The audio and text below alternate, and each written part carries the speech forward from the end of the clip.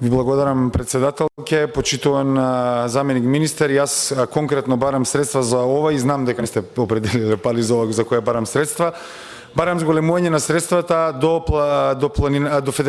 Планинарската федерација на Република Македонија. Зошто ќе ви наведам неколку причини. Моментално се случува едно од најголемите јубилејни настани во поглед на планинарството Република Македонија. Се поминува така наречената прва македонска трансферзала која е во должина од 200 километри, почнува од Љуботен и завршува во Охридско. Моментално планинарите имаат поминато Шар планина и вчера од Лазарополе се упатени на кај Бабин Срт и кидат на кај Охридско. Значи во Македонија се одвиваат работи, се развива нова така наречена бесконечна трансферзала и клубовите во Македонија имаат активности кои не само на домашно ниво, туку можеме да ги видиме на меѓународно ниво со експедиции на меѓународни врвови кои ги прават овие клубови. Сакам да ви потенцирам, почитуван заменик министер, дека Република Македонија за мала држава има неверојатни успеси во планинарството и високогорството особено.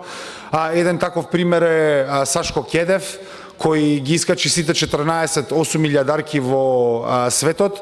Друг таков пример е Здравко Дејановиќ, кој дури помеѓу хималајците е познат како елитен качувач, затоа што се качува без кислород. Чисто да ви дадам за контекст, К2 е така наречената најтешка планина во светот. Здравко Дејановиќ, наш сограѓанин, ја има качено сам без кислород. Понатаму имаме Илина Арсова, која ги има качено 7-те највисоки врвови на континентите ширум светот. Значи, ние имаме неверојатни индивидуални успеси кои ги немаат дури ни други држави од регионот.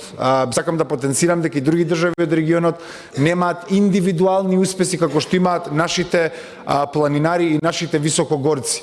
Јас сакам да ви кажам, ви гарантирам, со сигурност ви гарантирам, ако го прифатите овој амандман и ги вложиме парите во Планинарската федерација, Република Македонија може да најде реномирано место на континентот и во светот со своите качувачи, бидејќи нашите клубови се многу стари. Сакам да ви кажам дека ние имаме клубови кои се над 100 години стари, како планинарскиот клуб Љуботен. Оваа година нашите клубови прават експедиции на Алпите, има индивидуални качувачи кои моментално се наоѓаат во Латинска Америка, на Аконкагуа и така понатаму. Сакам да кажам дека доколку ги доделиме овие пари и им овозможиме на Планинарската федерација и планинарските клубови на вистина методолошки да ја оплеменуваат оваа категорија спортска во Република Македонија, јас ви гарантирам дека овие луѓе ќе станат херои за следните генерации на деца во Република Македонија и се повеќе и повеќе овој интерес